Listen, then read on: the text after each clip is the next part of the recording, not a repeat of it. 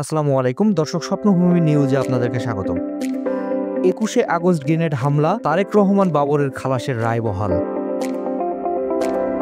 ৫ দিন অতিবাহিত হলেও বেনাপোলে গরু ব্যবসায়ী কসাই মিজান হত্যাকাণ্ডের রহস্য উন্মোচন হয়নি।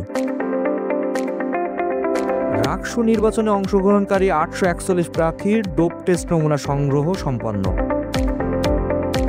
রাবি ছাত্রদল নেতা আনিসুর রহমান মিলন আজীবনের জন্য বহিষ্কার। যশোরে ভবদহ এলাকার সুইচ গেটের সবগুলো কপাট খুলে দেওয়ার দাবিতে সংবাদ সম্মেলন। যশোরে মাদক বিরোধী অভিযানের সিআইডি টিমের উপরে হামলা, কনস্টেবল আহত। শাসায় ওলামা দল নেতা কাশেদ আলীর দাফন সম্পন্ন, জানা যায় হাজারো মানুষের ঢল।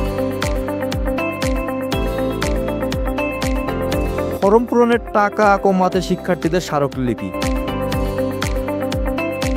যশোরের রাজারহাট বাস স্ট্যান্ড এলাকায় বিজিবির অভিযানে ২ পিস স্বর্ণবার সহ যুবক আটক।